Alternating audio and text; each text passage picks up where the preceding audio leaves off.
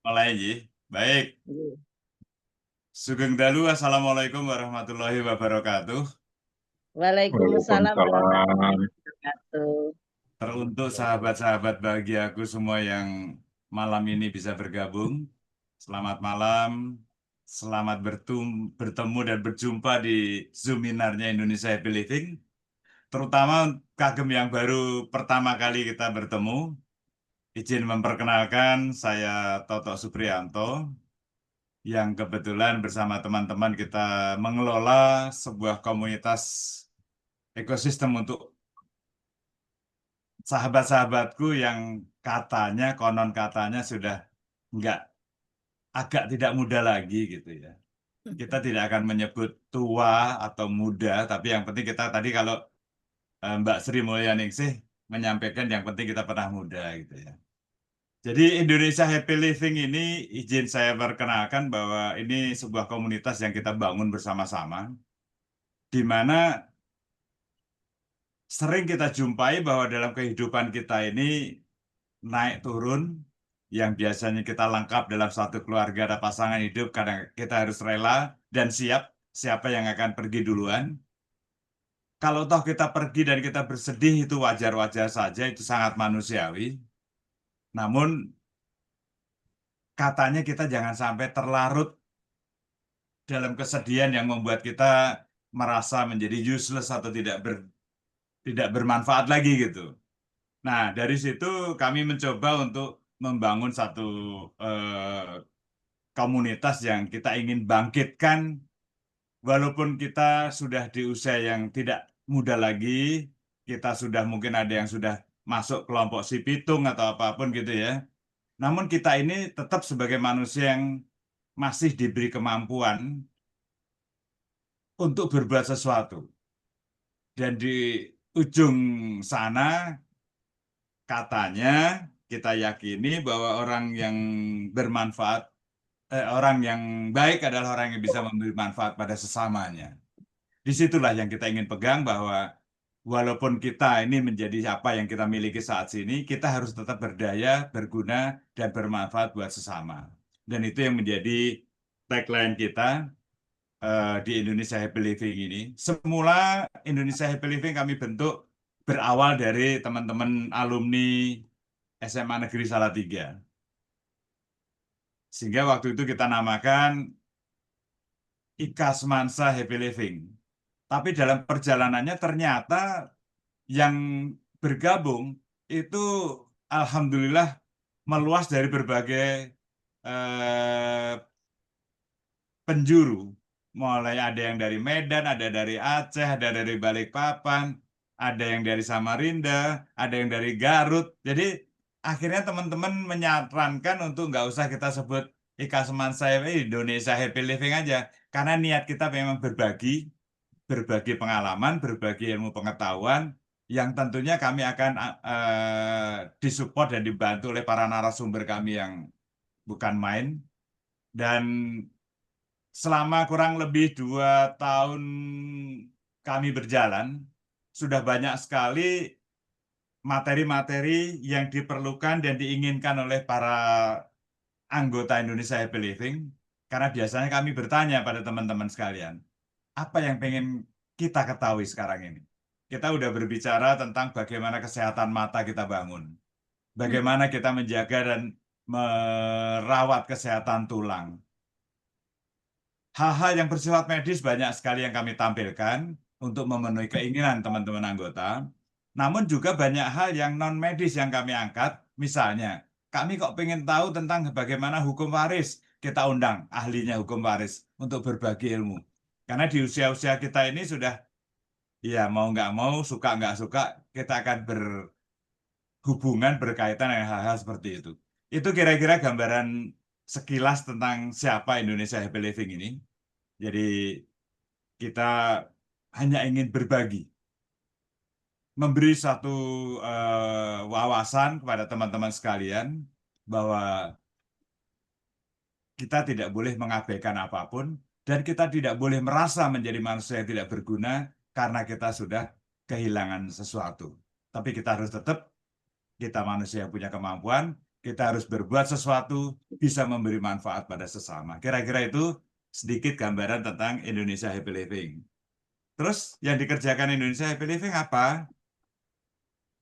Yang rutin kami lakukan setiap bulan adalah Zoominar seperti yang malam ini kita akan lakukan dengan mengambil topik autoimun. Bagaimana, apa itu autoimun, bagaimana mencegahnya, bagaimana ngerawatnya gitu kira-kira. Dan malam ini alhamdulillah kami dibantu oleh seorang dokter spesialis penyakit dalam. Beliau adalah Dr. Puspita Apsari, spesial penyakit dalam, yang baru saya tahu ternyata Dr. Puspita Apsari ini adalah juga putri dari Mbak Sri Mulyani. Non sewu, saya mau koreksi, di Indonesia Happy Living kita nggak akan mengundang penjenengan semua dengan Bapak atau Ibu, ya. Kami hanya akan mengundang menggunakan Mas, Mbak, Adik, gitu, ya. Dan biar kita tetap asik gitu ngobrolnya. Kita nggak usah pakai sepuh-sepuhan katanya. Oke, jadi itu. Nanti matur nuwun sebelumnya kepada Dr. Puspita Apsari yang sudah berkenan membantu dan mengisi Zoominar malam ini di Indonesia Happy Living dengan subjek autoimun. Dan selain Zoominar yang kami lakukan secara online seperti malam ini, kami juga melakukan pertemuan-pertemuan di antara para anggota yang kami sebut sebagai member gathering. Member gathering ini kita suka lakukan ya offline kadang-kadang, tapi juga kadang-kadang online. Kita hanya ingin berbagi saja. Apa yang kami ketahui yang mungkin bermanfaat untuk teman-teman yang lain, itu yang ingin dibagikan. Begitu juga dari para member yang lain yang punya pengalaman, akan dibagikan buat kita. Dan malam ini, Mbak Titik Pramudia, Mbak Titik akan bertindak sebagai moderator, yang nanti akan mendampingi Dr. Puspita Apsari, akan membawa perbincangan kita malam ini untuk bisa berjalan dengan baik. Dan Mbak Titik sudah menyiapkan juga berbagai hadiah, bukan hadiah lah ya, kenang-kenangan gitu ya. Sebagai rasa terima kasih kepada penjenengan semua yang hadir, nanti biar Mbak Titik yang akan menyampaikan supaya surprise gitu ya. Dalam kesempatan ini, izinkan saya juga menyampaikan ucapan terima kasih kepada para pendukung kami yang selama ini membuat Indonesia Happy Living terus bergulir. Salah satunya adalah rumah Dapur Rumi. Dapur Rumi. Dapur Rumi, sebuah rumah makan yang berciri khas Salatiga ini, yang kalau penjenengan nanti tindak Salatiga pasti preso, yang namanya restoran Banyumili. Ini satu keluarga ini. Dan khasnya Salatiga ada di Dapur Rumi. Dapur Rumi sendiri berada di Sentul. Monggo bisa jalan-jalan mencoba di sana. Yang mensupport kami berikutnya adalah P Foundation. P Foundation ini sebuah yayasan keluarga yang dimiliki, dikelola, dan dipimpin oleh Mbak Titik Pramudia, yang nanti juga bisa diceritakan lebih dalam oleh beliau. Yang intinya sebuah foundation ingin berbagi untuk kebaikan sesama, memberi asas kemanfaatan pada semua. Nah, yang mensupport kami berikutnya adalah sebuah bank yang dikenal dengan BPR Perdana. Tadi kalau nggak salah saya dengar Mbak Anggi juga sudah ada. Berterima kasih sekali Indonesia Happy Living kepada Bank Perdana karena dengan setia mensupport kami sehingga acara ini bisa berlangsung. Saya rasa itu yang ingin saya sampaikan tentang Indonesia Happy Living kepada mas-mas, mbak-mbak, adik-adik semua. Saya ucapkan selamat mengikuti diskusi obrolan kita tentang autoimun malam ini yang akan disampaikan oleh Dr. Puspita Apsari. Dan nanti saya juga mohon penjenengan semua, mas-mas, mbak-mbak, bisa interaktif. Monggo, yang ingin diketahui silahkan ditanyakan. Jangan malu-malu karena ini adalah forum untuk kita, untuk pengetahuan kita, dan untuk kemanfaatan kita semua. Selanjutnya saya serahkan forum kepada Mbak Titi. Mbak Titi, J, monggo baik, terima diambil kasih. J, mohon didampingi Dr. Puspita. Semoga pertemuan malam ini bisa memberikan manfaat yang maksimal untuk kita sekalian. Matur nuwun, selamat malam. Assalamualaikum warahmatullahi wabarakatuh. Waalaikumsalam warahmatullahi wabarakatuh. Baik, Mas Toto, matur nuwun telah dibuka malam ini acara Zoominar Indonesia Happy Living. Berikutnya perkenankan saya membacakan CV Dr. Florentina Caroline Puspita Hapsari, spesialis penyakit dalam atau lebih dikenal dengan nama Dr. Puspita. Beliau bertempat tinggal di perumahan kota wisata di klaster Woodsville di di Kecamatan Gunung Putri, Kabupaten Bogor. Lahir di Semarang, usianya masih muda sekali. Beliau di usia saat ini 35 tahun sudah menjadi dokter spesialis. Hal yang juga sangat perlu kita jadikan contoh barangkali buat anak-anak kita atau mungkin cucu-cucu kita. Beliau ini lulus cum laude dari Fakultas Kedokteran Universitas Indonesia. Kemudian juga lulus cum laude dari Profession Medical Doctor Program Faculty of Medicine Universitas Indonesia dan cum laude untuk program spesialis dari Universitas Indonesia. Dan saat ini beliau berpraktek di Rumah Sakit Dr. Abdul Rajak Cilengsi Hospital. Barangkali ada mas-mas dan mbak-mbak yang tinggal di daerah sana, barangkali suatu saat memerlukan konsultasi dengan beliau atau bertemu dengan beliau, sekedar untuk bertanya, mudah-mudahan semuanya sehat walafiat. Demikian CV pendek dari Dr. Puspita Hapsari, spesialis penyakit dalam. Berikutnya yang ingin saya sampaikan adalah dalam Zoominar ini kami menyediakan 7 voucher belanja untuk bagi penanya, 7 penanya pertama dan juga 12 voucher member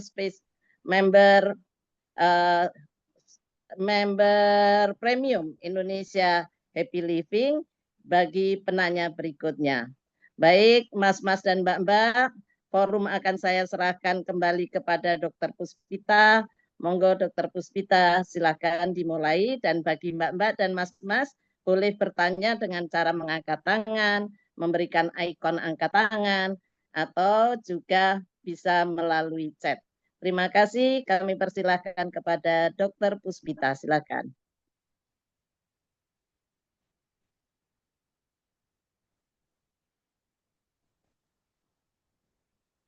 Gambarnya Mbak Titi kok nggak kelihatan?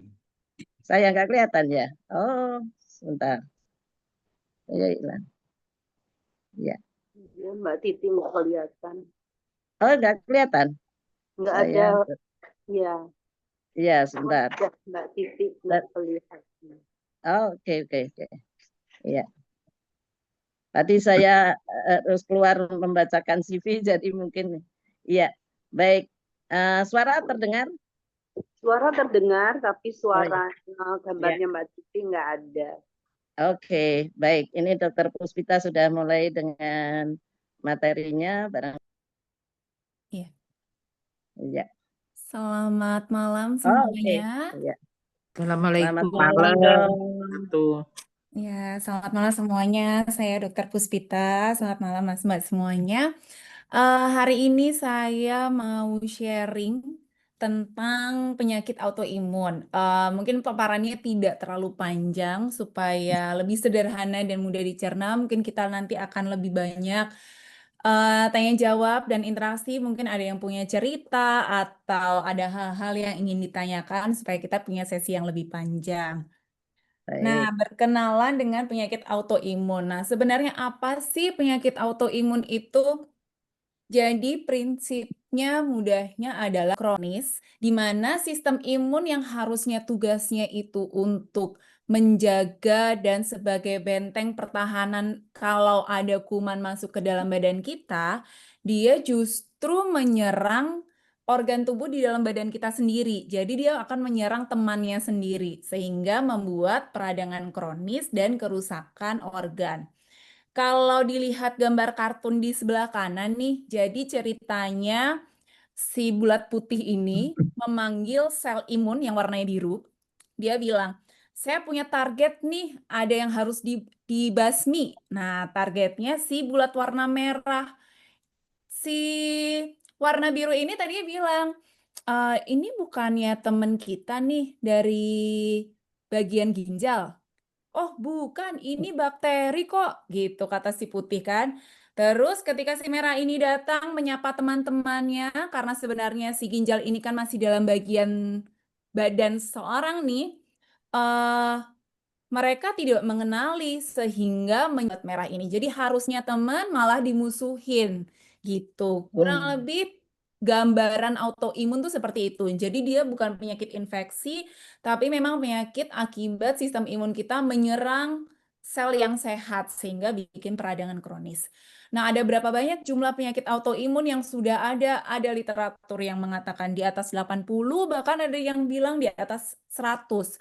Dan ini menyerang berbagai organ tubuh. Ada beberapa penyakit autoimun yang menyerangnya itu organ yang spesifik, tapi ada juga jenis penyakit autoimun lainnya yang menyerang dari ujung kepala sampai ujung kaki. Jadi semua organ bisa kena. Nah, apa contohnya? Nah, yang tadi saya sebutkan menyerang dari ujung kepala sampai ujung kaki itu lupus. Lupus itu atau kalau dokter itu sering menyebutnya sebagai SLE, Systemic Lupus Erythematosus. Dia itu menyerang, bisa bermanifestasi di beberapa organ. Jadi misalnya bisa kelainannya di kulit, jadi kulitnya suka merah-merah terutama di bagian wajah. Kemudian bisa menyerang ke persendian, bisa menyerang ke darah, bisa juga menyerang ke ginjal dan otak atau organ-organ vital lainnya. Kemudian yang kedua ada rheumatoid arthritis atau kami menyebutnya dengan RA. Kalau lupus tadi itu sering muncul di usia muda, jadi biasanya pasien-pasien lupus nih pasien-pasien usia muda mendekati usia 20 hingga 30. Kalau pasien rheumatoid arthritis ini justru biasanya sering dijumpai di pasien-pasien usia 40 sampai 60 tahun. Rheumatoid arthritis ini peradangan yang terutama pada persendian. Jadi sendi-sendi tangan suka nyeri-nyeri, kaku-kaku di pagi hari.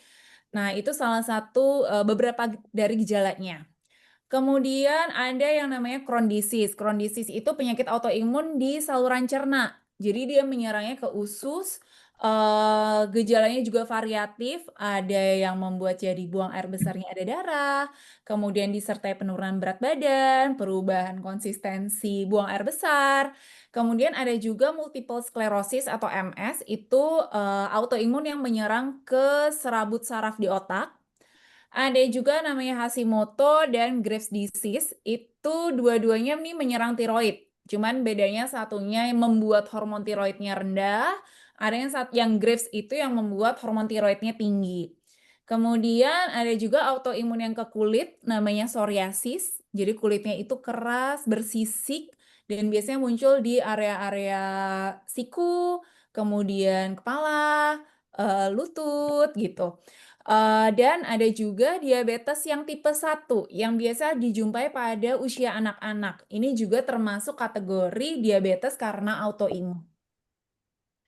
Nah, ini yang lebih lengkapnya lagi. Ada begitu banyak organ mulai dari kepala, telinga, jantung, kulit, hati, saluran cerna, pankreas, sistem reproduksi, tulang, otot dan sendi, tiroid itu bisa mengalami kondisi autoimun. Jadi banyak sekali jenis-jenis penyakit autoimun itu sendiri. Nah, pasien-pasien atau orang-orang seperti apa sih yang punya faktor resiko untuk bisa mendapatkan penyakit autoimun? Tentu penyakit autoimun ini masih tidak ada satu penyebab jelas yang pasti, sehingga kita menyebutnya sebagai faktor resiko. Kalau faktor resiko itu berarti bisa kena, bisa enggak gitu. Jadi ada beberapa faktor antara lain genetik. Jadi kalau punya keluarga dengan penyakit autoimun, nah resiko kecenderungan untuk anaknya itu bisa lebih tinggi untuk mendapatkan penyakit autoimun, meskipun belum tentu. Jadi belum tentu ayahnya atau ibunya punya penyakit autoimun, pasti anaknya juga kena. Belum tentu, tapi resiko anaknya untuk memiliki autoimun itu lebih tinggi dibandingkan seseorang yang tidak punya orang tua dengan autoimun. Kemudian yang kedua, faktor lingkungan. Lingkungan ini contohnya limbah, beracun, toksin kimia, polutan, atau infeksi itu bisa mencetuskan gangguan sistem imun yang lama-lama bisa saja mencetuskan jadi penyakit autoimun. Kemudian yang ketiga, jenis kelamin.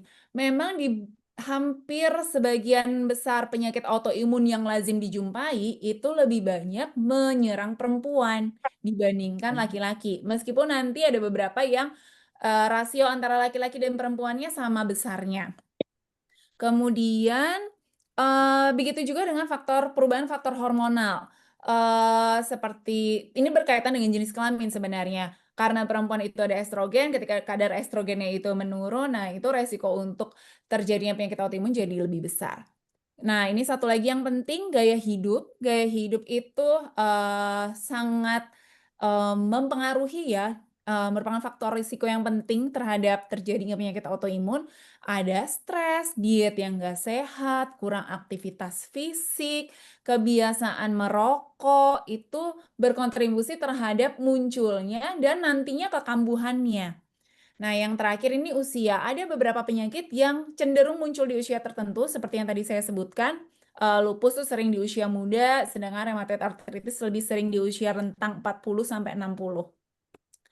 Nah, ini yang tadi saya sebutkan. Kenapa sih perempuan ternyata memang lebih sering dibandingkan laki-laki untuk beberapa penyakit autoimun. Misalnya Sjogren disease, ini tuh penyakit autoimun yang menyerang kelenjar air liur dan beberapa kelenjar di tubuh. Jadi kelenjar air mata dan kelenjar air liur itu perempuan jauh lebih banyak dibandingkan laki-laki. Kemudian ada yang namanya Hashimoto thyroiditis, itu gangguan tiroid karena autoimun sehingga hormonnya itu rendah sekali. Gejalanya itu kurang lebih sering badannya tiba-tiba bertambah, berat badan bertambah signifikan, kemudian sering ngantukan, kemudian secara laboratoris ya hormon tiroidnya memang rendah.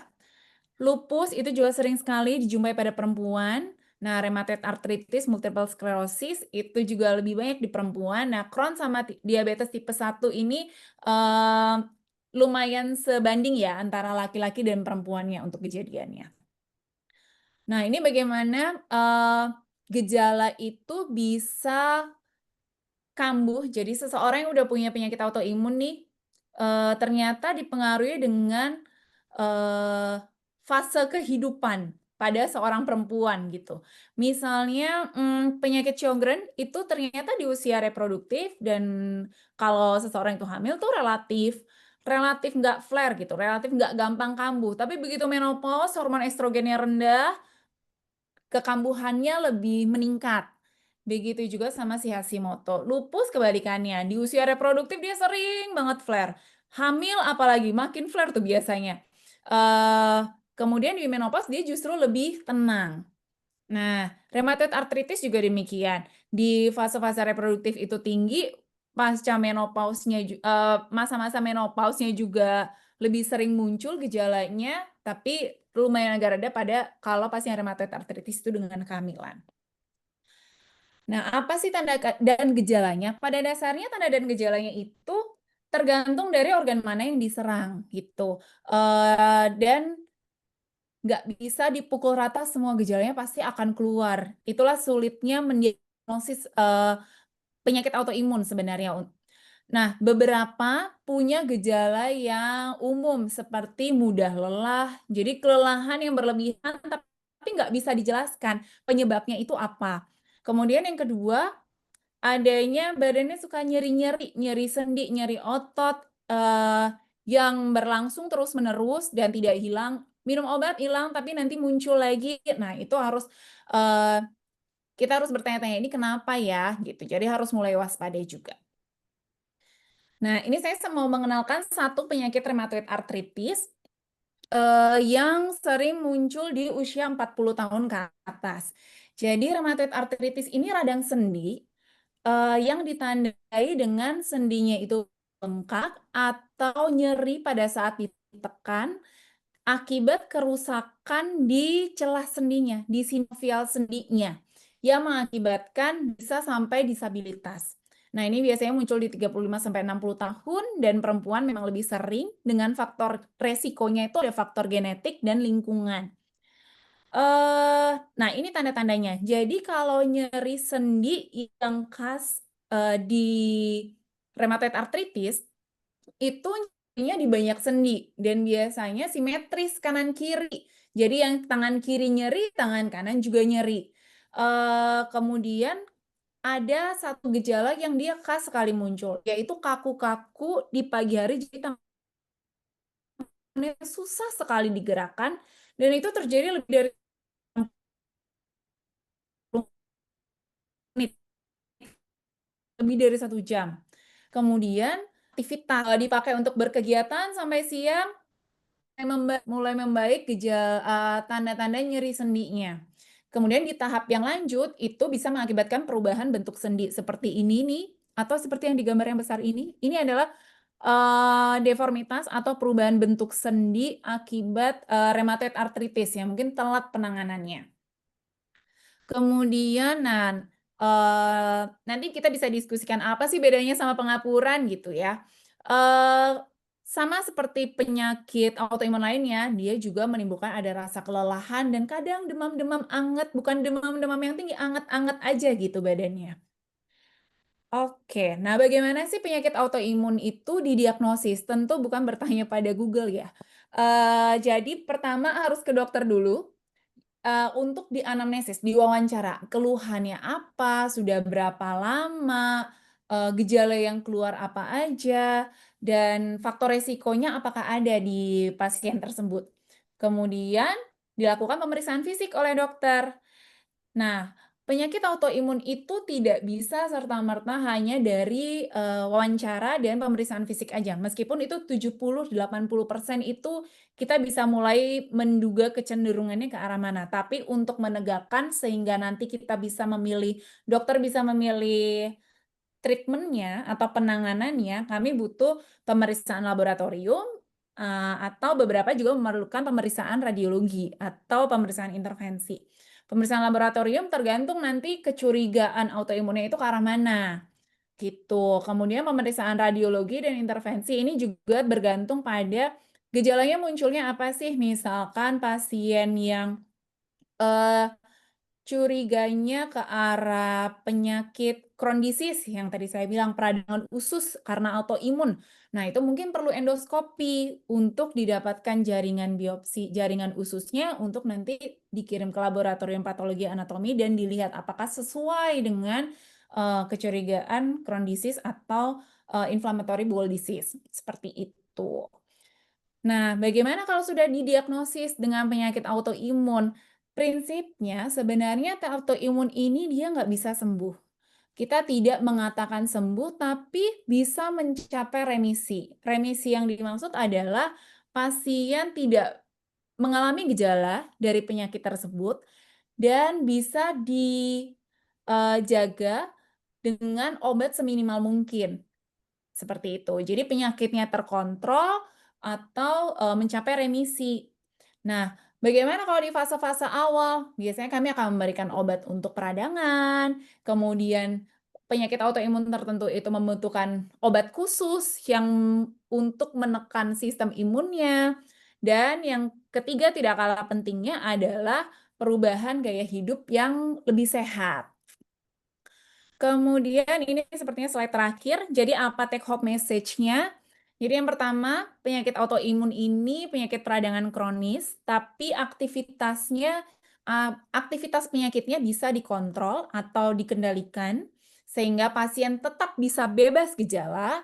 Dan yang kedua, pola hidup sehat itu bisa membantu loh untuk mencegah dan mengontrol aktivitas penyakit pada pasien dengan penyakit autoimun.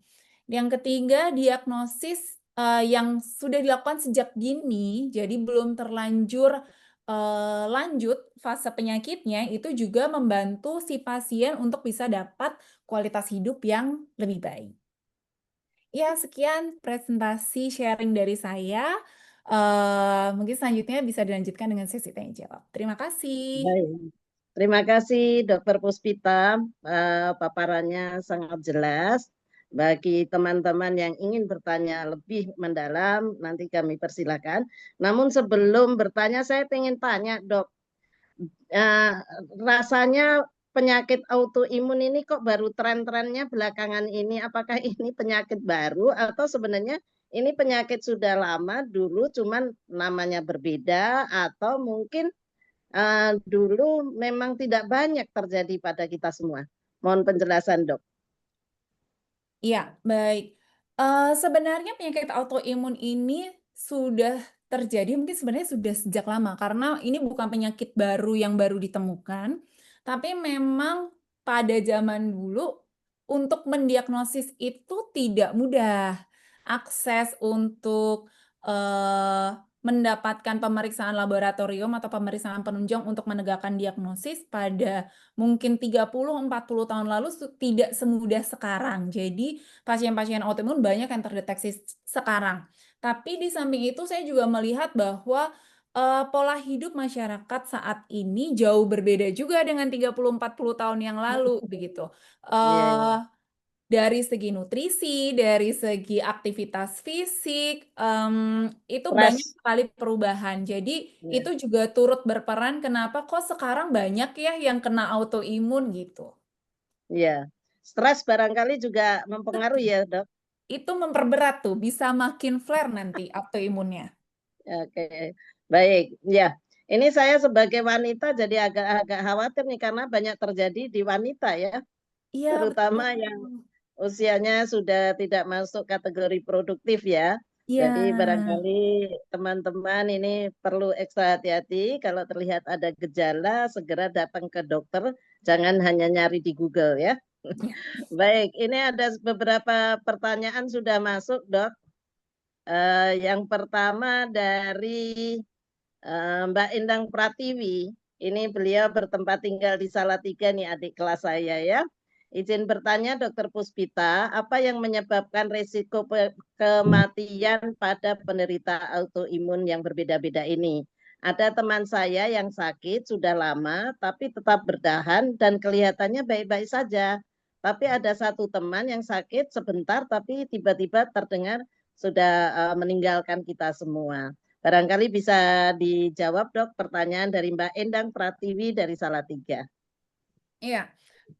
Mbak Endang izin menjawab. Jadi Ya, sebenarnya penyakit autoimun itu sangat bergantung seberapa cepat dia terdeteksi. Semakin cepat terdeteksi kan berarti gejalanya belum berat ya.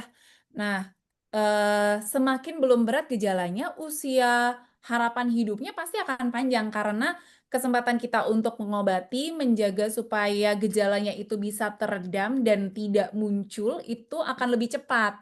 Seperti itu. Jadi pasien bisa menjaga, oh dengan obat seminimal mungkin gejala saya nggak muncul. Berbeda dengan pasien autoimun yang terdeteksinya terlambat. Jadi misalkan pasien paling gampang itu contohnya pasien lupus. Jadi pasien lupus ini sering sekali kena di pasien perempuan usia muda, usia 20 tahunan itu onset paling seringnya gitu. Jadi saya punya beberapa pasien usia muda itu terdeteksi lupus. Ada satu pasien yang dia awalnya terdeteksi hanya di lupusnya kategorinya masih ringan tuh, masih kena ke kulit dan sendi itu kategorisasinya masih masuk ke lupus yang ringan. Jadi sebenarnya obatnya relatif sederhana, cuman sayangnya karena kepatuhan minum obatnya itu tidak bagus, kemudian kepatuhan kontrol berobatnya juga tidak bagus, akhirnya lupusnya ini makin menyerang ke organ lain. Mungkin sehabis itu muncul kena ke ginjal, ginjal baru kena sedikit nih, harusnya masih bisa diredam nih, tapi makin nggak teratur, ginjalnya makin jelek. Nah, fungsi ginjal makin buruk, otomatis pasien perlu HD. Atau lebih buruk lagi kalau lupusnya kena ke otak, pasiennya kejang-kejang. Nah, itu akan lebih sulit untuk dibantu untuk bisa bertahan gitu. Jadi semakin sudah muncul komplikasi atau menyerang organ-organ yang vital, maka kemungkinan untuk angka mortalitasnya ya, angka kematiannya pasti akan cenderung lebih tinggi seperti itu. Jadi kuncinya itu di deteksi dini, jadi diagnosis sedini mungkin. Setelah itu kepatuhan untuk berobatnya yang juga harus dijaga seperti itu. Baik, Mbak Endang Pratiwi, barangkali sudah menjawab atau ada pertanyaan lanjutan? Mbak Titi, itu kalau orang sakit yang seperti itu tuh biasanya mereka bilangnya cuma masuk angin biasa gitu loh. Jadi maksudnya nanti itu bisa ketahuannya gimana, kadang-kadang orang awam tuh kan kadang bingung gitu. Gitu, terima kasih. Iya, betul Ya, Dok. Kadang-kadang kita ya orang awam itu merasa kayaknya kok sakitnya biasa-biasa aja gitu.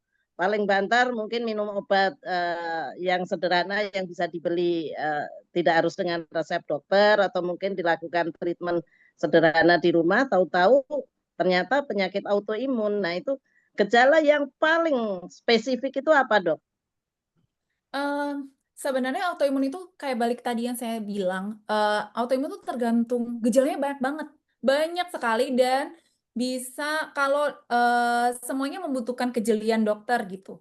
Ada penyakit yang jelas, keluhannya jelas nih, kelihatan lah, oh ini pasiennya lupus nih, perempuan usia muda, rambutnya rontok, merah-merah pipinya, nyeri sendi, ada kaku sendi, itu langsung ini sih kecurigaannya lupus 90% lah, diperiksa benar. Tapi kalau pasien yang datangnya keluhannya perutnya suka sakit, nah itu tuh periksanya harus banyak tuh kalau perut sakit. Perut sakit kan bisa sakit lambung, bisa radang kandung empedu, kemudian kalau pola buang air besarnya berubah ya bisa radang usus gitu. Jadi memang ada penyakit yang mudah kelihatan karena gejalanya khas, tapi ada juga yang ngasih gejala tuh cuman separuh-separuh gitu. Jadi memang yang dibutuhkan tuh kalau jadi pasien jangan bingung, berobat aja ke dokter. Kalau dokternya jeli, harusnya dikejar sampai dapat diagnosanya. Oke. Iya, baik Dok. Ini ada pertanyaan berikutnya dari Mbak Gayasri. Selamat malam Dok, saya Yasri. Saya sudah didiagnose SLE sejak tahun 2021. Organ yang kena pada saya adalah radang sendi, terutama di lutut kiri. Mohon penjelasan apakah benar penyakit autoimun tidak bisa sembuh. Usia saya kena SLE pada umur 66 tahun, kira-kira 2 minggu setelah vaksin COVID. Apakah ada korelasinya antara vaksin COVID dengan autoimun? Mohon penjelasan. Oke, jadi autoimun tidak bisa sembuh, betul, tapi bisa dikontrol untuk mencapai remisi. Remisi itu tadi yang seperti saya bilang, kondisi di mana tidak ada gejala dengan obat, tanpa obat, atau dengan obat yang seminimal mungkin, gitu. Jadi sama sebenarnya prinsipnya seperti diabetes dan hipertensi. Pasien diabetes juga nggak bisa sembuh, pasien hipertensi itu juga nggak bisa sembuh, tapi bisa terkontrol. Mau pasien diabetes punya gulanya 120, 110 bisa. Pasien hipertensi tensinya 130/80 juga bisa. Jadi yang kita capai adalah kondisi penyakitnya terkontrol seperti itu atau mencapai remisi. Kemudian, nah untuk korelasi antara vaksin dan autoimun itu masih menjadi perdebatan ya. Saya pun akhir-akhir ini mencari literatur yang memberikan jawaban pasti, tapi memang belum ada jawaban pastinya. Bisa jadi vaksin itu makin mencetuskan, atau bisa juga memang tidak berhubungan. Jadi terjadinya bersamaan tapi tidak berhubungan. Jadi itu memang masih kontroversial kalau apakah ada hubungan vaksin COVID kemarin dengan penyakit autoimun seperti itu. Ya. Baik Mbak Gayasri yang saat ini dianugerahi Allah sudah terkena autoimun, barangkali ada pertanyaan tambahan mumpung ketemu dengan Dokter Puspita. Ya, Terima kasih dokter. Terima kasih Mbak Titi. Ya, sama-sama. Alhamdulillah berkesempatan untuk bisa mendengarkan pencerahan tentang autoimun. Ya, terkait dengan saya, dok, yang sudah tegak diagnosis ya sejak tahun 2021, betul. Saya sampai sekarang masih bertanya-tanya tentang korelasi antara. Jadi saya seperti menyalahkan kenapa dulu saya pakai vaksin COVID dan penderitaan saya luar biasa pada waktu kena itu, keluhannya dok semua sendi saya sakit. Tetapi alhamdulillah sekarang sudah terkendali dok. Terkendali artinya paparan dokter yang tadi disampaikan tentang gejala-gejala yang disampaikan, kulit merah, kemudian sendi-sendi. Saya alhamdulillah tidak, hanya lutut sebelah kiri dok. Kemudian yang saya tadi sudah dengar juga oleh dokter, ada memang nggak bisa sembuh, tetapi hanya terkendali ya dok ya. Tadi dokter menjelaskan ada pasien yang sebetulnya autoimunnya tidak berat, tetapi karena tidak disiplin minum obat, akhirnya kena ke ginjal. Nah, pertanyaan saya dok, apa nggak sebaliknya? Kalau kita terlalu banyak obat, itu risikonya meresidu ke ginjal, itu yang jadi obat saya ini banyak sekali dok. Saya dapat HCQ ya, kemudian Osteonat, kemudian ada berapa ya, Osteonat, kalsium karbonat, kemudian MTX dok, saya MTX juga dapat. Kemudian yang saya agak harus mengendalikan dan berhati-hati, ini nanti mohon pencerahannya dok, tentang metil. Ya, saya istirahatkan metil, tapi lutut saya kiri jadi kambuh. Nah, ini saya mohon pencerahannya dok, tentang terutama metil ini dok. Iya, terima kasih dokter. Mbak Titi, terima kasih. Sama-sama. Ya. Sehat selalu ya Mbak Gayasri. Iya, terima kasih dok. Jadi berarti obat untuk kontrol SLE-nya itu ada di MTX dan HCQ. Yang HCQ. obat ya itu untuk golongan imunosupresan ya kalau kami menyebutnya. Ya. Jadi untuk menekan supaya si sistem imun itu nggak menyerang temannya lagi gitu. Jadi memang dua obat itu selama dokter masih menganjurkan untuk diminum ya dikonsumsi. Nah, terkait tadi pertanyaan yang pertama kan ke fungsi ginjal. Nah, pasien-pasien itu jangan pernah takut nanti ginjalnya kena. Karena dokter yang baik pasti akan memeriksakan fungsi ginjalnya berkala gitu.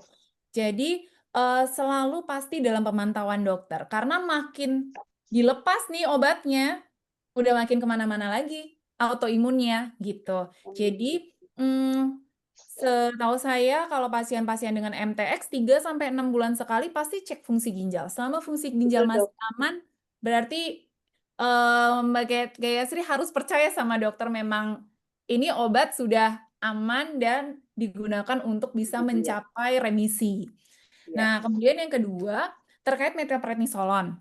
Nah, metilprednisolon ini memang seringkali kami berikan di awal untuk pasien autoimun karena sembari menunggu efek obat imunosupresannya gitu. Jadi misalkan si MTX ini mungkin efek baru dirasa tuh setelah 1-2 bulan minum. Padahal kan sekarang ke dokter lagi nyeri-nyeri banget nih lututnya.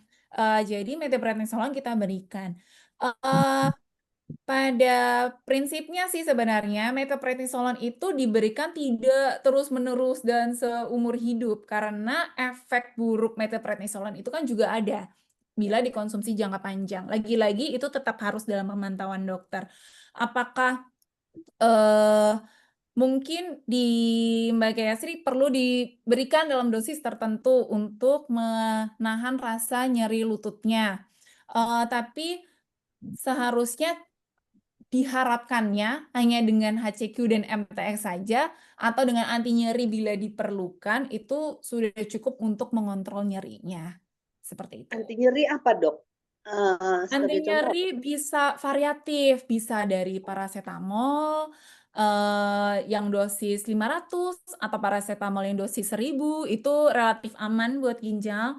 Atau kalau fungsi ginjal masih aman, nggak ada keterbatasan untuk memakai anti nyeri, bisa dipakai natrium diklofenak untuk ya, menahan rasa nyeri. Tapi lagi-lagi anti nyeri itu juga kalau jangka panjang dan terus-menerus juga jahat ke ginjal ya, ya, gitu. Jadi memang nyeri itu sangat tricky ya untuk diatasi. Jadi kalau kalau memang nyeri tidak bisa hilang sama sekali, pasien perlu tahu batas nyeri mana sih yang saya perlu pakai obat gitu. Jadi bagaimana kita bisa menoleransi rasa nyeri yang muncul. Nah, di samping itu, sepertinya berhubung usia berarti kan sudah 66 ya Mbak ya? Tadi sekarang kalau tidak salah. 69, Oh, waktu kena, waktu 69. Oh, iya, di SLE-nya ketahuannya waktu umur 66. iya, 66. Oke. Nah, apalagi sudah mau menjelang 70, itu ini berlaku umum. Jadi tidak hanya pasien autoimun sebenarnya. Ya, Pasien-pasien usia 30 ke atas, bahkan belum sampai lansia, 30 ke atas, itu sebaiknya sambil mempertahankan atau meningkatkan massa otot. Kalau kita sudah 60 tahun tuh kita pengennya bisa apa sih? Jalan, duduk, jongkok, naik tangga, jalan jauh, nggak capek lututnya ya kan? Nah, itu modalnya ada di paha. Otot paha kita harus kuat. Gimana menguatkan otot paha? Memang harus latihan. Latihan kekuatan. Supaya otot kita nggak makin menyusut. Karena secara fisiologis, eh, di atas Menurun. 30, tiap tahunnya itu massa otot menurun mungkin hampir 10% gitu. Jadi kalau kita nggak sambil olahraga, nggak sambil latihan fisik, nanti di usia tuanya akan harus butuh bantuan gitu. Itu aja sih tadi pesan iya, tambahannya. iya. Baik, Terima kasih dokter. berikutnya Ya. ya. Terima kasih Mbak Gayasri. Terima kasih Dok. Ini- Berikutnya pertanyaan dari Mbak Mary Siti Mariam. Pertanyaannya adalah, ini kok ini saya hilang ya. Oh ini, Iya, bagaimana bisa diketahui kalau autoimun itu sudah mencapai remisi? betul. Itu bisa dilihat dari parameter, tergantung autoimunnya, Mbak. Tapi pada prinsipnya remisi itu berarti gejalanya sudah tidak muncul. Gejala tidak muncul, parameter laboratoriumnya juga bagus, dan dengan obat seminimal mungkin. Atau bahkan tanpa obat juga bisa. Gitu. Selama biasanya ada jangka waktunya tuh, ada kalau beberapa autoimun tuh jangka waktu dalam setahun atau dalam waktu 2 tahun tidak ada kekambuhan, itu kita kategorikan mencapai remisi. Mbak Mary Siti Mariam, apakah menjawab? Sudah terjawab pertanyaannya? Atau Sudah ada terjawab pertanyaan? terutama, ya terima kasih Bu. Sudah terjawab baik. terutama masa jangka remisinya itu sudah 1 tahun, itu sudah dianggap remisi, sudah cukup jelas. Oh, baik. Terima kasih. Baik. Baik. Berikutnya ada pertanyaan dari Mas Inti Andana. Apakah yang terkena penyakit autoimun ini bisa beraktivitas sebagaimana biasa, Dok? Iya, tergantung dari seberapa berat gejalanya, gitu. Kalau misalkan dia hanya menyerang ke persendian, ke kulit atau ke persendian gitu ya, yang masih ringan-ringan, tentu saja bisa beraktivitas biasa. Selama penyakitnya terkontrol, pada dasarnya pasien autoimun akan sama seperti orang sehat pada umumnya. Tetapi kalau mereka yang sudah mengalami penyakit autoimun yang kena ke organ-organ vital, misalnya pasien dengan skleroderma. Skleroderma itu autoimun yang kena ke kulit dan jaringan ikat. Dia biasanya tandanya itu kulitnya kencang semua. Jadi mau senyum kayak topeng, mukanya kayak topeng, mau senyum ditarik itu nggak bisa. Itu selain kena ke kulit dan jaringan ikat, dia juga kena ke paru-paru. Nah, paru-parunya jadi juga ikut susah ngembang. Nah, disitulah biasanya mulai ada keterbatasan dalam aktivitas, karena mau aktivitasnya seperti biasa kok gampang capek ya rasanya, karena si autoimunnya udah menyerang ke paru-paru. Nah, itu biasanya kalau Hmm. sudah kena ke organ vital, mulai ada keterbatasan-keterbatasan. Bukan keterbatasan yang berat, tapi ya mulai mengganggu ya, tidak bisa melakukan aktivitas seperti biasa. Hmm. Baik, Mas Inti Andana, barangkali bisa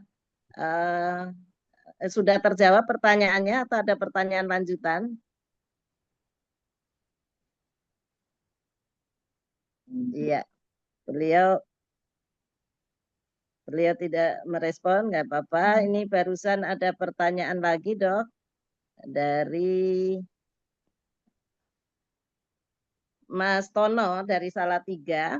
Dari penjelasan dokter tadi, penyakit autoimun ini cukup mengkhawatirkan untuk masyarakat awam dan kalangan ekonomi bawah yang notabene berobat untuk mendapatkan diagnosa yang bagus membutuhkan biaya yang tidak murah.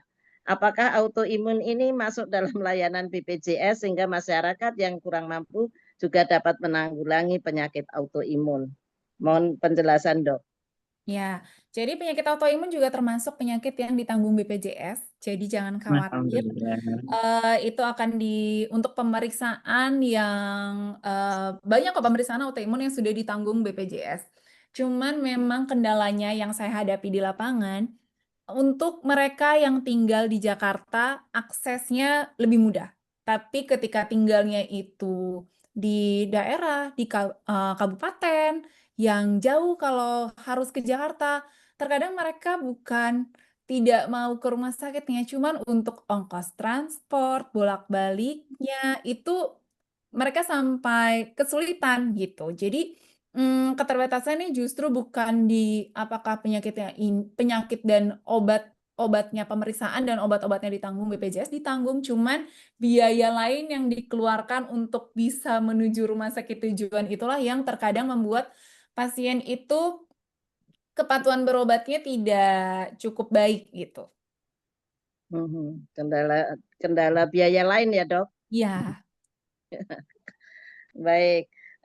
Berikutnya barangkali saya berikan kesempatan untuk yang mengangkat tangan karena dari tadi 5 pertanyaan pertama itu dengan melalui chat. Barangkali ada yang ingin bertanya dengan mengangkat tangan, silakan. Barangkali Mas dan Mbak akan bertanya langsung kepada Dr. Puspita. Silakan yang mau bertanya bisa angkat tangan dengan memberikan tanda angkat tangan atau menggunakan ikon angkat tangan. Silakan. Mbak Sri Sudah Kudus ada itu. Ibu Sri Kudus itu. Oh baik. Oh ya, Mbak Sri Kudus, monggo. Silakan. Ya, tolong mic-nya di-unmute, Mbak. Ya, suaranya belum keluar. Oh iya. Ya. Baik, sudah. Monggo silakan, Mbak Sri Kudus dari Bogor, silakan. Selamat malam, Dok. Selamat malam. Usia saya sudah 74 tahun ya, Dok. Kedengaran nggak? Kedengaran. Ya, tadi saya mendengar bahwa autoimun itu terutama yang menyerang untuk wanita perempuan. Juga ada indikasi karena hormonal, Dok. Saya ini lebih cenderung mudah autoimun apa enggak? Karena kan sudah menopause dan terutama kan daya tubuh saya itu sudah mulai menurun. Ya, Dok, terima kasih. Ya. Tambahan informasi Dr. Puspita, Mbak Sri Kudus ini juga pernah terkena kanker payudara di stadium cukup tinggi sehingga kemudian payudaranya diambil sebelah. Jadi secara medis juga ada riwayat penyakit yang lainnya. Oke, iya, baik. Sebenarnya untuk penyakit autoimun itu lebih banyak menyerang di usia-usia yang masih kategorinya masih usia produktif atau premenopause sebenarnya. Jarang sekali munculnya di usia 65 ke atas atau bahkan 70 tahun ke atas. Mungkin lebih banyak kalau di seusia Mbak Sri Kudus itu penyakit-penyakit yang sifatnya degeneratif ya karena proses penuaan gitu. Untuk autoimun sendiri relatif jarang sih untuk ditemukan. Bisa saja ditemukan tapi kebanyakan usianya mungkin di 60 dini ya, belum sampai ke 70 tahun ke atas. Nah, berkaitan dengan hormonal memang betul kalau estrogennya turun itu kecenderungan untuk bisa kambuhnya menjadi lebih besar, tapi itu juga berlaku untuk penyakit-penyakit lainnya juga. Jadi tidak hanya penyakit autoimun, seperti misalnya saya selalu bilang ke pasien yang perempuan bahwa proses penuaan di perempuan itu dimulai pada saat menopause. Masih ingat nggak pada saat mbak-mbak semuanya yang sudah mengalami menopause di sekitar usia lagi menopause-nya tuh semua badan rasanya kayak serba salah. Nyeri sendi, nyeri tulang, badannya pegel-pegel, gampang rasanya nggak enak badannya, mood-nya nggak enak. Nah, disitulah sebenarnya proses penuaan terjadi. Jadi kalau mungkin laki-laki baru menua di usia 60, nah perempuan ini sebenarnya ketika hormon estrogen menurun dan berhenti nih akibat proses menopause-nya, sebenarnya proses penuaan itu sudah terjadi. Jadi makanya kalau pas perempuan itu sudah menopause benar-benar dijaga kepadatan tulangnya. Misalkan penuhin yang nutrisi-nutrisi yang berkaitan dengan kesehatan tulang, kalsium, vitamin D, kemudian olahraga itu harus lebih ekstra dilakukan untuk perempuan karena resiko untuk osteoporosis pun sebenarnya kan lebih tinggi di perempuan. Oh, baik. Barangkali ada pertanyaan lanjutan Mbak Sri Kudus? Saya cukup dok, berarti kan saya justru di usia yang lanjut ini kemungkinan autoimunnya malah nggak ada ya dok? Iya. Karena udah usia lebih lanjut gitu ya dok? Iya. Dan Terima yang kasih, dok. lebih sering terjadi malah yang di usia 60-an, Dok. Ya, biasanya kalau seperti yang biasanya di usia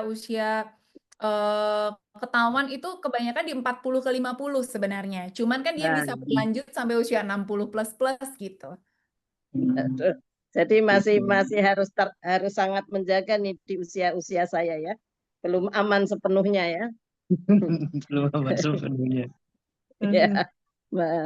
Baik, ada pertanyaan lagi dengan mengangkat tangan. Ini alhamdulillah pesertanya cukup banyak, jadi mungkin De Arun atau yang lain-lainnya bisa membantu saya kalau ada yang mengangkat tangan.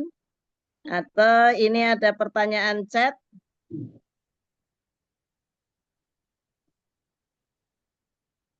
Ini chat saya pertanyaan yang sebelumnya tidak terbaca. Oh, ini ada yang pertanyaan Mbak Titi. Dari Mbak Hilda. Ini Mbak mau Hilda ya. info pola hidup sehat yang dianjurkan seperti apa? Sebenarnya ini rumus resep umum. Mau ada autoimun, mau enggak, mau punya diabetes, enggak, ataupun punya hipertensi atau enggak. Kuncinya itu di 3. Makanan, aktivitas fisik, waktu tidur. Jadi pola makan harus bagus, dijaga. Aktivitas fisik atau olahraganya juga harus tetap ada. Dan tidur yang cukup di malam hari. Kita bahas satu-satu nih ya. Pola makan yang baik itu seperti apa? Yang penting 3 kali sehari. Makan tetap harus 3 kali sehari. Ada sarapan, makan siang, makan malam.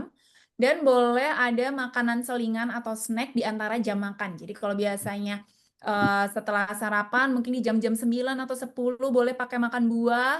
Nanti di jam 3 atau jam 4 sore itu makan buah lagi. Kemudian porsinya harus sesuai dengan gizi yang seimbang. Jadi harus ada karbo, biasa kita boleh nasi, boleh kentang, boleh ubi.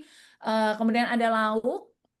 Lauk itu apapun boleh, asal bukan jeroan. Kemudian dan tidak digoreng pakai tepung, itu tipsnya. Itu salah satu tips buat hidup sehat tuh, tidak menggoreng makanan dengan tepung. Kemudian yang ketiga sayur.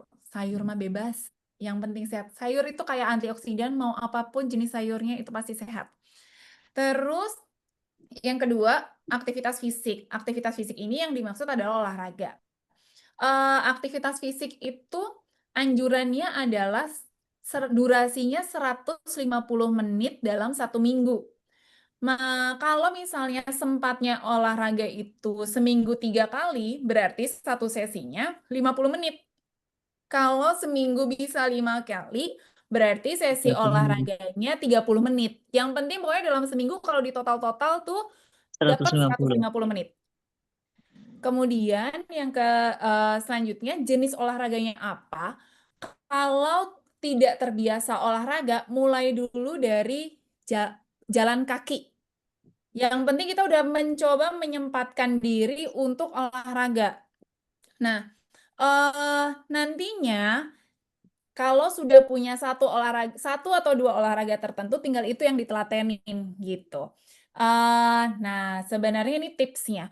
Kalau sudah terbiasa konsisten olahraga, kalau bisa nih ya, dalam 5 kali olahraga dalam seminggu, itu dibagi 2, olahraga yang sifatnya kardio. Kardio itu bisa lari, jogging atau jalan, sepeda, berenang, itu kategorinya masuknya kategori kardio.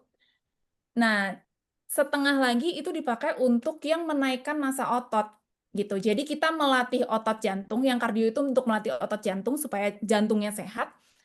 Yang mungkin 2 sesi atau 3 sesi sisanya itu untuk latihan untuk menaikkan massa otot lurik. Otot lurik itu otot-otot kita di lengan, tangan, paha, betis yang kita pakai untuk kegiatan sehari-hari. Jadi kalau itu semuanya bisa dikerjain, itu bagus banget. Kemudian yang ketiga, tidur yang cukup. Tidur 7-8 jam itu sangat-sangat dianjurkan, dan tidur yang berkualitas itu juga perlu supaya besok paginya kita bisa fresh. Nggak sedikit pasien-pasien saya yang usia 60 plus itu mengalami gangguan tidur. Dok, saya biasanya tidur udah jam 8 tapi jam 2 bangun nggak bisa tidur sampai pagi. Atau dok, saya baru bisa tidur jam 2 pagi, kebangun jam 4, habis itu nggak bisa tidur lagi. Nah, gangguan-gangguan seperti ini nih banyak nih ditemuin kalau di usianya udah mulai 60 ke atas. Sebenarnya kita harus cari tahu pencetusnya kenapa sih. Nah, tips dari saya supaya bisa tidur, padahal tidur tuh enak banget ya. Tips saya adalah, 1, harus tahu jam ngantuknya jam berapa. Jam ngantuk itu kebanyakan orang kan di jam 9 atau jam 10, atau mungkin udah ada yang ngantuk jam 8. Nah, tahu jam ngantuk, terus 1 jam sebelum tidur, jangan kena gadget. Sekarang ini mau usia muda, usia tua, kalau mau tidur sebelahnya HP gitu. Mau tidur juga yang dilihat HP dulu nih, habis itu baru ditaruh dan tidur.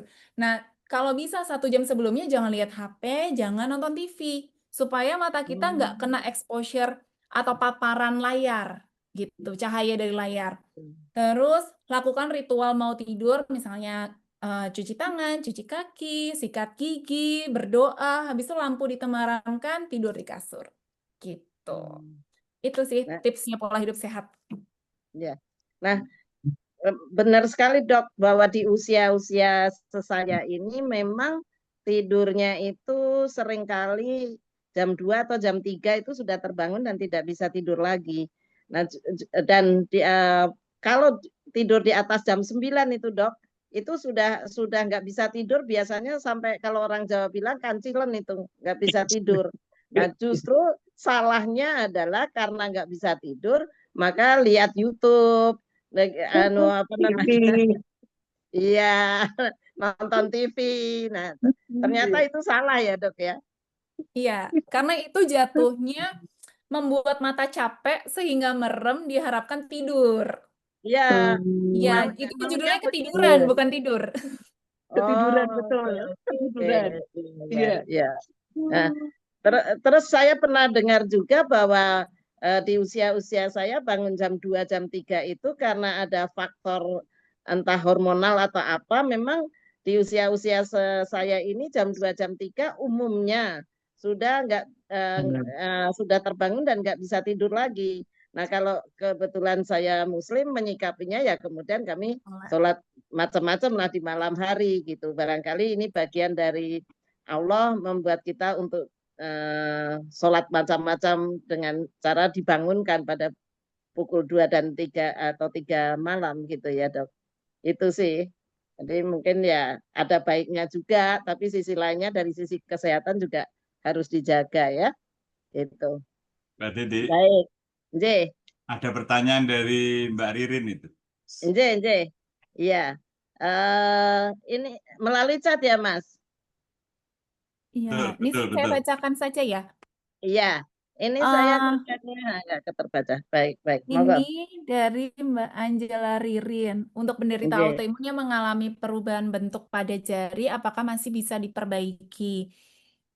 Sayangnya enggak gitu. Jadi kalau tadi yang di slide saya jarinya udah udah ketekuk sana sini, itu sudah tahap lanjut sehingga untuk bisa kembali ke bentuk yang normal itu tipis banget harapannya gitu. Jadi makanya kenapa kalau pasien autoimun itu sebisa mungkin jangan sampai sudah ada perubahan yang permanen sehingga tidak terjadi itu namanya perubahan-perubahan bentuk atau deformitas-deformitas pada jari-jari tangan atau jari-jari di kaki seperti itu. Baik dok, terima kasih. Ini sebetulnya saya baru lihat keponakan saya yang umurnya baru 40 tahun. Itu seluruh jari-jari tangannya seperti itu. Jadi dia kesulitan untuk beraktivitas dengan tangan. Terus dia ditreatment dengan alat bantu. Jadi di setiap sendinya itu ada kayak apa ya dok? Alat bantu di setiap sendinya itu dikasih kayak cincin gitu. Tapi saya melihat dia apa namanya menderita sekali dengan treatment itu gitu. Nah karena dia menderita, akhirnya pasti tidak disiplin kan, karena dia merasa sangat terganggu. Akibatnya sekarang dia makin nggak bisa apa-apa. Jadi tangannya tuh udah begini gitu loh dok, udah kaku. Iya, Oke, iya. berarti memang nggak bisa sembuh ya dok ya? Nggak bisa sih. Oh, Kalau sudah terjadi deformitas, sulit sekali. oke. Ya. Jadi Terima kasih dok, cukup. cincin tadi gunanya untuk apa dok? Nah ini saya juga baru pertama dengar nih. Iya dok, jadi dia pergi ke dokter apa saya lupa ya. Pokoknya di setiap sendi-sendinya itu ada kayak cincin-cincin gitu. Jadi 10 jari ini ada ya 30 cincin dipasang begitu. Jadi kesannya seperti dia Meluruskan. ditarik untuk menjadi lurus gitu loh dok. Lurus. Tapi dia kesakitan banget. Saya sih kasihan liatnya. Gitu. Mungkin ini ring spleen ya. Oh, Jadi diharapkan bisa ketarik jadi yang tadinya betul. bengkok terus jadi lurus.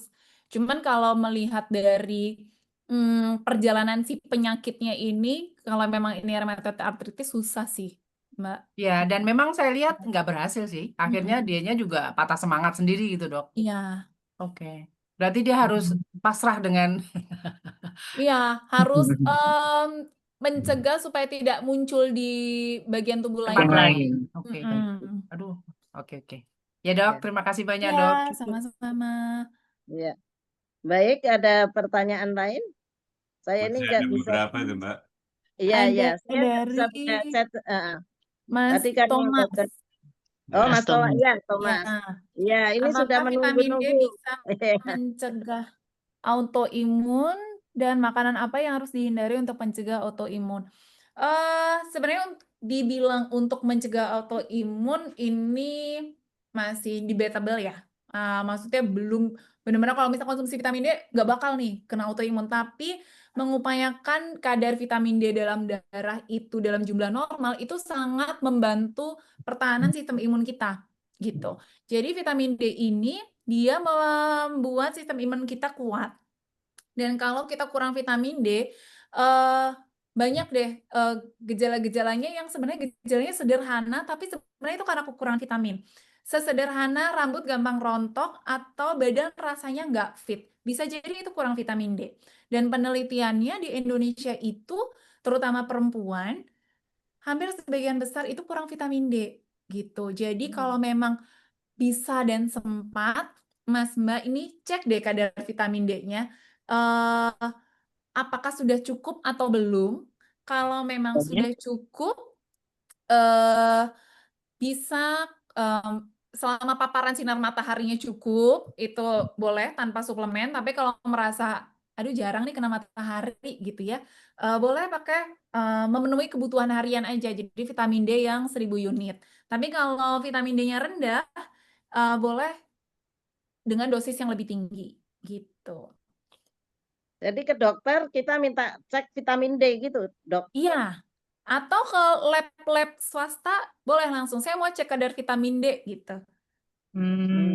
Oke. Baru tahu. Ya, Iya, itu ya. sederhana tapi kalau kita bisa memenuhi kadar vitamin D-nya bagus banget.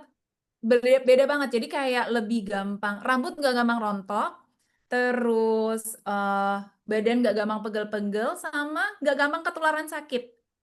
Gitu. Jadi misalkan anak nih atau yang serumah ada yang kena batuk, pilek, kita Enggak. gampang banget ketularan. Gitu. Ya. Ya, kebetulan Thomas ini teman kuliah saya, jadi tadi kita sudah berbagi pengalaman. Ada keluarga atau siapa yang terkena autoimun ya, Thomas ya? Ya, istri saya itu penderita RA. Saya lihat tuh diberikan vitamin D cukup banyak ya, rutin, hampir tiap hari minum. Nah, saya disuruh minum juga itu. Saya tanyakan apakah bisa mencegah gitu ya. Tapi secara umum bagus ya dok ya, Secara umum vitamin D itu. bagus. Iya. Gitu. Bagus. Kalau ada vitamin D yang disarankan untuk dikonsumsi rutin, itu vitamin D kalau dari saya. Oke, makasih ya. Kalau yang belum ada tanda-tanda dan tidak ada keluarga gini, cek ke lab atau cek ke dokter ya, dan sebaiknya minum vitamin D ya untuk mencegah. Vitamin D itu bukan dari sinar matahari ya dok. Jadi kalau Betul, kita seharusnya demikian. Namun kebanyakan kita itu berangkat matahari belum terbit, pulang matahari udah tenggelam. Jadi waktu matahari di atas langit itu di dalam gedung. Kalau pensiunan Paparannya enggak dok, ini kurang. pensiun. Kalau pensiunan kita sering jalan ya. Iya. Baik. Masih ada pertanyaan ya, Adik Arut bisa dibantu. Saya ini nggak bisa buka chat karena tadi ada yang Nanti masuk saya chat bantu Mbak pribadi. Titi. Saya juga ada pertanyaan nanti satu. Ya, monggo Mas Toto. Yang tolong dibantu untuk pertanyaan yang melalui chat. Saya nggak bisa buka. Ya. Mbak Titi sedikit boleh? Monggo. Ini untuk Mbak Mas Sansan. Oh. Mas Sansan AL ya. Maaf dok, saya mau tanya. Saya penuh dengan pen di badan saya. Tapi sakitnya nggak sembuh-sembuh gitu. Itu gimana itu ya? Mas Sansan AL. Mungkin badannya udah dipasangin pen karena sesuatu. Apakah itu berkait dengan autoimun itu? Oke. Nah, ini harus saya tanya lebih lanjut nih. Ini pennya ada di mana? Pasang pennya karena apa? Karena pada dasarnya kalau pen-pen yang ada di tulang ekstremitas, tangan, kaki, begitu ya. Misalkan pernah ada kecelakaan atau apa, patah tulang, kemudian dipasang pen, seharusnya untuk jangka waktu tertentu pennya dilepas. Gitu. Kecuali pen-pen yang berkaitan sama tulang belakang ya. Itu biasanya sifatnya permanen. Karena memang untuk support tulang belakang. Nah, ini harus ditanya lagi ya. Saya perlu informasi lebih lengkap lagi nih pennya ada di mana. Dan rasa nyeri akibat pen apakah bisa? Bisa aja gitu ya. Kalau misalkan ada reaksi seperti reaksi penolakan ya, kami membahasakannya. Jadi karena dianggap benda asing sehingga muncul gejala peradangannya. Nah, gejala peradangan itu kan salah satunya nyeri gitu. Mungkin Baik, saya kalau bisa gitu, menjawab secara umumnya di sekitar sampai di situ. saya akan coba undang Mas Sansan. Ya, Mas Kalau Sansan bisa silakan. mungkin langsung Barangkali menjelaskan, silakan open cam, open mic-nya supaya bisa langsung dikonsultasikan dengan Dr. Apsari. Silakan Mas Sansan. Oke. Nggak ada ya? Nggak ada kayaknya. Kalau nggak, kita pindah ke Mas Beni. Mas Beni ini pertanyaannya, selamat malam dok. Faktor apa yang menentukan bagian apa yang diserang oleh autoimun itu? jika gejala belum terlihat, apakah bisa saja seorang sudah terkena autoimun? Terima kasih. Iya. Baik.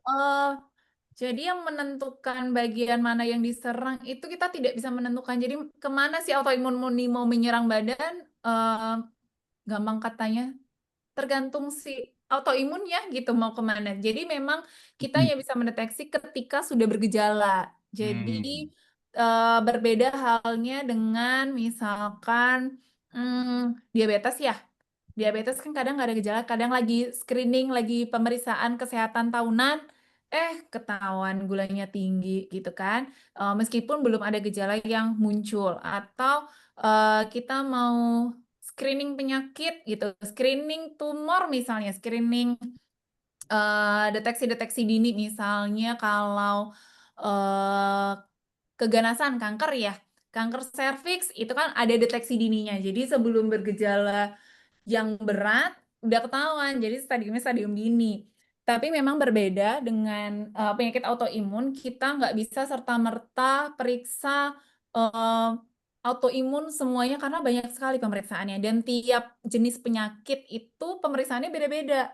Nah, pemeriksaan autoimun ini juga relatif mahal. Jadi memang tidak ada pemeriksaan dininya, yang ada adalah mengenali secepat mungkin kalau memang sudah ada gejala. Nah, begitu sudah ada gejala yang mengganggu dengan durasi katakanlah lebih dari 2 minggu atau 2-6 minggu berobat biasa, minum obat kok nggak sembuh, harus dengan membaiknya tuh hanya harus dengan minum obat. Nah, itu harus waspada, harus nggak boleh dianggap enteng gitu. Jadi harus segera konsultasi ke dokter. Berarti kesimpulannya kita harus alert terhadap diri kita sendiri. Iya, Kalau betul. ada sesuatu yang dirasa aneh, cepat konsultasi gitu ya dok ya. Iya. Baik, ini ada satu lagi pertanyaan begini. Saya penyintas autoimun. Ini pertanyaan dari Mbak Sri Winingsih. Ya. Saya penyintas autoimun Sjogren syndrome. Yang saya mau tanyakan, apakah autoimun faktor gen itu lebih cenderung terkena apakah autoimun faktor gen itu lebih cenderung terkena autoimun gitu ya? Karena keluarga saya ada beberapa yang terkena gitu ya. Ya. Monggo, Dok. Iya, betul sekali. Jadi, wah hebat sekali. Ini termasuk penyintas Sjogren. Sjogren itu, kalau boleh cerita sedikit, dia autoimun yang mengenai kelenjar di tubuh yang mensekresi cairan. Jadi keluhannya itu biasanya matanya kering. Jadi kalau kita nanya tuh dokter gitu ya, kalau nangis keluar nggak air matanya gitu. Jadi air matanya keluar tuh kering karena kelenjar air matanya. Kemudian rongga mulutnya berasa kering juga. Jadi air liurnya itu keluarnya sedikit sekali. Jadi rasanya rongga mulutnya tuh sepet gitu. Jadi karena tidak lembab ya. Dan ada beberapa pasien juga, terutama karena ini sering kenanya di perempuan ya, Sjogren itu area vaginanya itu juga terasa kering gitu. Nah, penyakit autoimun ini peranan faktor genetiknya juga ada. Jadi ketika ada orang tua yang punya autoimun, anaknya punya resiko yang lebih besar meskipun belum tentu kena. Jadi kalau orang tuanya ini ada autoimun atau ya orang tuanya ada autoimun, anaknya ini memang benar-benar sedari dini pola hidup harus bagus. Supaya ibaratnya ini udah punya satu nih potensi dari faktor genetik, jangan sampai pola hidupnya nggak bagus, boom, jadi deh autoimunnya gitu. Baik, wah Ini menarik. pertanyaan dari siapa, Mas Toto? Pertanyaan dari Mbak siapa tadi ya? Mbak Sri Winingsih. Mbak Sri Winingsih. Yeah. Mas Toto tadi mau bertanya, monggo. Oh iya. Dokter, sekarang saya ingin tergelitik saya mendengar pemaparan dokter tadi. Tadi dokter sampaikan bahwa autoimun itu bukan bakteri dari luar, tapi kesalahan sistem di dalam tubuh kita sehingga makan temannya sendiri gitu ya dok ya? Iya. Yang menggelitik hati saya ada dua. Yang pertama, apakah autoimun itu sangat erat hubungannya dengan masalah psikis masing-masing individu? Jadi kalau ada tekanan pada kejiwaan dia, itu akan merangsang terjadinya kesalahan error sistem tadi, sehingga menimbulkan autoimun. Itu yang pertama. Yang kedua, ini tadi dokter bilang bandingannya 1:10 loh, 1 laki 10 wanita gitu. Lah kok kenapa justru wanita yang bebannya tugasnya berat malah rentan sekali gitu dok? Itu aja sementara yang menggelitik hati saya. Terus dok. Iya, betul sekali. Stres kronis, stres yang jangka panjang itu faktor resiko terjadinya autoimun juga, Mas. Gitu. Jadi stres ini memang sumber banyak penyakit yang muncul sih sebenarnya ya. Kalau saya lihat, selain pasien diabetes dan hipertensi saya yang rutin kontrol, mungkin sebagian lainnya adalah pasien lambung yang dicetuskannya karena faktor stres, gitu. Jadi bagaimana kita manage stres? Ya namanya masalah hidup mah nggak mungkin nggak ada gitu ya. Tapi manajemen stres tuh di tiap orang tuh harus punya bagaimana mengendalikan emosi, bagaimana mengkotakkan masalah ketika kita harus fokus sama kesehatan. Karena nanti itu akan menjadi lingkaran yang nggak akan berhenti-berhenti. Ketika stres, gejalanya muncul, makin stres lagi, gejalanya makin muncul lagi. Jadi nggak akan selesai-selesai. Jadi kalau memang ada penyakit-penyakit yang pencetusnya pasien udah tahu nih pencetusnya stres, kalau memang ada masalah ya memang harus segera diselesaikan gitu. Kemudian tadi yang kedua maaf apa Mas? Wanita karena Wanita beban lebih. Kenapa pada wanita banyak? Iya, itu memang ya wanita ini memang diciptakan untuk harus kuat ya. Jadi dari segi penyakit autoimun ini memang banyak terjadi di perempuan. Mungkin karena faktor genetik dan hormonalnya juga ya. Hormonal kita kan naik dan turun ya setiap siklus reproduktifnya. Jadi mungkin itu juga jadi salah satu penyebabnya. Ketika mungkin laki-laki itu hormonalnya relatif stabil, sedangkan perempuan dalam sebulan sekali hormon estrogen dan progesteronnya naik dan turun. Jadi mungkin itu juga ada pengaruhnya. Ya. Ya memang ini sesuatu yang barangkali memang nggak bisa kita kejar dengan akal nalar kita. Tapi Tuhan kita, kalau dikatakan Allah kita itu memberikan yang terbaik buat wanita karena surga di bawah telapak kaki ibu. Terima kasih dokter. Monggo dilanjut Mbak Titi. Nyambung dok. Ini saya juga punya kakak kena autoimun. Jadi kalau beliau itu stres itu efeknya buat saya agak menakutkan ya karena kemudian pembuluh darah di matanya pecah dan keluar darah di matanya. Itu memang bisa terjadi seperti itu ya akibat autoimun ya dok. Iya, jadi autoimun itu bisa menyerang ke pembuluh darah juga. Namanya vaskulitis. Nah, pembuluh darah kita ini kan dari ujung kepala sampai ujung kaki. Ada yang ukurannya besar, ada yang ukurannya sedang, ada yang ukurannya kecil. Nah, itu gejala-gejalanya beda-beda nih di setiap pembuluh darah. Ada yang bikin bisa jadi penyumbatan pembuluh darah, tapi bisa juga jadi pecah pembuluh darahnya. Gitu. Jadi memang autoimun vaskulitis ini kasusnya nggak banyak, tapi sayangnya susah juga untuk dideteksi gitu. Seringkali kalau memang tidak jeli, mungkin pecah pembuluh darahnya karena stroke ke mata gitu. Tapi ada beberapa ciri khas tertentu yang bisa menggambarkan kalau ini bagian dari penyakit autoimun gitu. Terus kekhawatirannya juga jadi tinggi gitu dok. Misalnya naik kendaraan gitu nggak berani di depan gitu. Padahal sebenarnya ya dulunya biasa-biasa aja. Apakah juga itu terkait dengan autoimunnya, kekhawatiran yang berlebihan itu? Sebenarnya untuk berkaitan dengan perjalanan penyakitnya si autoimun sih sebenarnya enggak. Cuman memang kebanyakan pasien autoimun itu apa ya, dia karena penyakitnya itu gejalanya itu dirasakan terus-menerus dan dalam jangka waktu lama, sedikit banyaknya mengenai mental gitu. Ada pasien mental yang ya bahasa anak sekarang ya. jadi ada pasien yang merasa selalu ini sendi saya sakit terus. Padahal parameter laboratoriumnya normal. Karena seharusnya kan kalau sendinya sakit, parameter peradangan dari laboratoriumnya juga tinggi. Nah, Ya. tapi ada juga yang ngerasa kok sakit terus, padahal sebenarnya kalau dari labnya tuh bagus terus gitu. Jadi memang faktor psikis juga bermain di pasien-pasien autoimun. Seperti Ya, itu. ya, ya.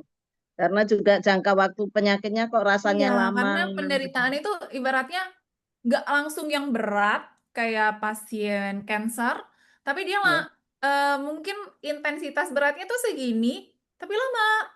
Jadi mungkin merasa tidak nyaman dengan badannya sendiri itu juga memberikan dampak psikis tersendiri untuk pasien-pasien autoimun.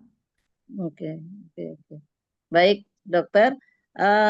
Dari chat masih ada pertanyaan? Masih ini ada Mbak Diana ya. Oh, Mbak Diana Eh, dari Medan ya. Mbak Silakan. Diana ini terkena autoimun Graves dan hipertiroid. Sudah ke dokter dan masih berlangsung selama 2 tahun. Apa yang harus dilakukan supaya lebih baik? Ya, jadi Graves itu penyakit autoimun tiroid di mana hormon tiroidnya itu tinggi. Jadi keluhan yang dialami adalah berdebar-debar, berat badan turun drastis. Misalnya tadinya biasanya 70 kilo turun ke 50 kilo, jadi nyusutnya itu banyak banget. Kemudian gampang keringetan, mudah berkeringat, tadi berdebar-debar, gampang diare, jadi bolak-balik pup dalam sehari. Itu tanda dan gejala awalnya kalau untuk Graves. Memang pengobatannya panjang ya Mbak Diana, jadi bisa 2 tahun plus. Sebenarnya dokter pun mengharapkan terapinya 1-2 tahun gitu. Dalam 1-2 bulan pertama, selama kepatuhan minum obatnya bagus, biasanya gejalanya udah nggak muncul tuh. Jadi di bulan kedua atau bulan ketiga tuh biasanya pasien sudah bilang, berat saya naik dok, udah nggak berdebar-debar dok, kemudian emosi juga lebih terjaga. Biasanya kalau pasien hipertiroid itu awal-awal emosinya nggak meletup-letup gitu. Cuman memang untuk membuat si hormon tiroid stabil ini memang butuh waktu yang lama karena nanti dosis obatnya kita turunkan benar-benar pelan-pelan sampai akhirnya bisa stop obatnya dan mencapai remisi. Jadi buat Mbak Diana diikutin aja bagaimana saran dokter, dosis obatnya. Yang penting sih lebih di kepatuhan minum obat ya. Saya lihat kalau di pasien-pasien dengan Graves jangan bosen minum obatnya, pasti nanti suatu saat bisa remisi. Ya, ini ada 2 Diana, rupanya ini Mbak Diana ya, bukan Mbak Mardiana yang dari Medan ya. Mbak Diana, apakah sudah sudah terjawab pertanyaannya? Kalau memang ada pertanyaan tambahan, silakan. Alhamdulillah sudah. Baik. Ini ada pertanyaan selanjutnya terkait remaja, apakah jam tidurnya sama atau berbeda? Lalu apakah perlu diperhatikan yang mungkin dokter menganjurkan biasanya malah orang tua berpikir, gimana? Yang perlu diperhatikan ya mungkin dokter menganjurkan biasanya malah orang tua berpikir sebaliknya. Pada prinsipnya di usia remaja, semakin anak-anak tuh jam tidur harusnya makin panjang gitu. Jadi kalau misalkan anak-anak yang usia sekolah SD gitu ya, jam tidur tuh usahakan jam 8 udah masuk kamar, jam 8:30 udah tidur, pagi bangun jam 5 pagi. Jadi berarti durasi tidurnya 8 jam lebih ya, bisa sampai 9 jam. Di usia remaja pun kurang lebih 7-8 jam sebaiknya terpenuhi. Kurang lebih sama sih seperti dengan orang dewasa. Nah, kembali tantangannya adalah anak remaja itu, apalagi yang udah pegang HP sendiri ya, ini susah banget buat disuruh tidur ya. Jadi memang harus perlu disiplin sih, karena sebenarnya di usia mereka mau tidurnya kurang, mereka tidak akan merasakan dampaknya secara instan sebenarnya. Tapi itu sesuatu yang ditabung dalam jangka waktu lama, kalau tidurnya cuma sebentar, pasti ada efek buruknya juga untuk badan. Jadi usahakan penuhi kecukupan tidur 7-8 jam. Baik, terima kasih dok. Sudah jam 21 saat ini. Barangkali sudah bisa kita tutup. Jika ada mas-mas dan mbak-mbak yang ingin bertanya lebih lanjut, bisa menghubungi saya. Nanti saya sampaikan ke Dr. Puspita. Bisa dicatat nomor handphone saya dengan Titi Pramudia 0816 184 4848. 0816 184 4848. Ya, nanti bisa ditanyakan lebih lanjut kepada saya dan nanti saya akan lanjutkan ke Dr. Puspita. Baik, malam ini sudah ada 15 penanya dan 7 penanya yang pertama berhak mendapatkan voucher belanja, entah itu Indomart atau Alfamart, yaitu Mbak Endang Pratiwi, Mbak Gayasri, Mbak Mari Siti Mariam, Mas Inti Andana, Mas Tono, Mbak Sri Kudus, dan Mbak Hilda. Ya. Mbak Mary Siti Mariam yang belum saya miliki nomor handphonenya, boleh mencatat nomor handphone saya 0816 184 4848. Nanti voucher akan kami kirimkan by WA. Kemudian yang berikutnya yang bertanya adalah Mbak Ririn, Mas Thomas, Mas Hansan AR, Mas Beni, kemudian Mbak Sri Winingsih, Mas Toto, Mbak Diana, dan yang terakhir tadi bertanya saya belum sempat catat, Mbak siapa ya? Setelah Mbak Diana tadi ya, berhak mendapatkan voucher member Premium Indonesia Happy Living, kecuali yang memang sudah menjadi member seperti Mbak Ririn dan Mas Toto, tentu sudah otomatis menjadi member. Nah, yang saya belum miliki nomor handphonenya seperti Mas Thomas saya sudah miliki, Mas Hansan saya belum miliki, Mas Beni, kemudian Mbak Sri Winingsih, kemudian Mbak Diana, silakan dicatat nomor handphone saya dengan Titi Pramudia 0816 184 4848. Baik, Dr. Puspita, rasanya malam ini paparan yang disampaikan sangat bermanfaat. Mudah-mudahan kita semua sehat dan tadi dokter juga memberikan saran kepada kita semua untuk menjaga pola hidup sehat, menjaga makanan, kemudian berolahraga dan menjaga pola tidur yang sehat. Itu penting sekali terutama bagi kita yang masih sehat maupun yang mungkin sudah terkena autoimun. Tidak ada penyakit yang tidak ada obatnya ya, Dok. Pasti ada obatnya, jadi jangan berputus asa jika kita menderita penyakit autoimun. Baik, berikutnya barangkali De Arun sudah akan menyiapkan untuk kita foto bersama. Silakan De Arun, Mas-mas dan Mbak-mbak silakan on cam. Kita akan foto bersama. Iya, baik, iya. Ada satu yang lupa Mbak Titi. Dalam? Ada satu yang lupa. J. Jangan biarkan kita stres karena tekanan Ya. apapun. Make it happy, enjoy terus gitu ya. Betul sekali, ya betul sekali. Syukuri dan nikmati hidup kita dan dengan bahagia dan berakhir dengan bahagia ya Mas Toto. Ya. Baik. Amin. Iya, kita ambil foto dulu semuanya. Siap. Ya, pose yang pertama. Yes. Iya, berikutnya De Arun. Ya, Pak. Ya. Siap. Rasanya tadi banyak banget ya, ya, Pak. pesertanya banyak jadi diambil beberapa kali ya. Silakan.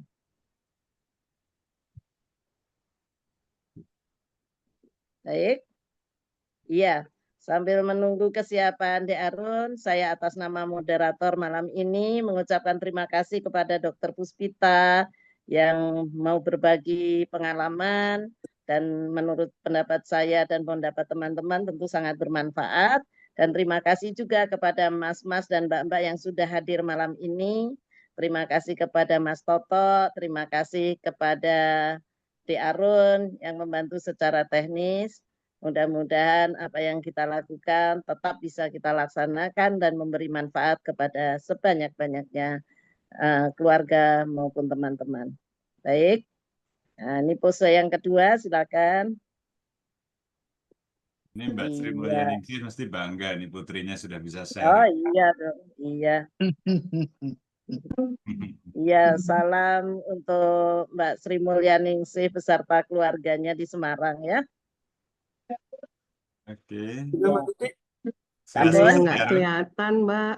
Mas, ada Bu Endang Kristanti nggak kelihatan. Iya, ada beberapa memang izin off cam tadi. Iya. Iya. Nah, ini sudah kelihatan Bu Endang Kristanti. Iya. Bisa difoto lagi sekali lagi di Aron. Baik. Ya. Sekali lagi matur nuwun gitu ya. Terima kasih untuk Ya. semuanya yang sudah bergabung. Nanti insya Allah kita akan upload ke YouTube. Jadi yang ingin mendalami lebih jauh bisa mengikuti, nanti linknya akan kami share. Ya. Ya, Bagi oke, yang belum terima sempat kasih. bertanya, Terima kasih ya Mas bisa, Toto. Iya, ya bisa chat Iya. menghubungi dengan saya melalui WA sekali lagi di nomor 0816 184 4848. Nanti akan saya sampaikan ke Dr. Puspita. Sekali lagi terima kasih banyak kepada Dr. Puspita, terima kasih kepada Mbak-mbak dan mas-mas yang sudah hadir malam ini. Insya Allah kita akan ketemu lagi di Zuminar Indonesia Happy Living yang akan datang. Assalamualaikum warahmatullahi wabarakatuh. Selamat malam. Waalaikumsalam warahmatullahi wabarakatuh. Salam sehat, tetap Terima semangat. kasih Mas, semuanya. Mas. Terima kasih Bu Titi, makasih Mas. dokter.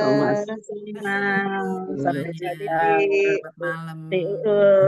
Malam ya. Mas. Terima kasih. Mohon Monggo Mas maaf Toto nggak kalau ke Semarang, over. Pinara. Yuk, sama dia. Aron matur nuwun ya. Sehat Mas Toto. Alhamdulillah. Mas Inti Anda. Ya semuanya Mas Inti. Iya, Sehat-sehat monggo, alhamdulillah. monggo. Bung Sri, Kangen salam juga nih udah lama ya. nggak ketemu Mas Inti. Pak Siap Hari. nanti kawan-kawan. Ya, Salam untuk teman-teman Keki. Pamit. Assalamualaikum Monggo, warahmatullahi pamit. wabarakatuh. Waalaikumsalam warahmatullahi wabarakatuh. Wabarakatuh. Ya, pamit. Pamit, Kasih Bu Titi, Mbak Endang. Bu Endang, Iya. makasih. selamat malam. Monggo semuanya. Monggo, monggo. Terima kasih udah berbagi dengan anak saya.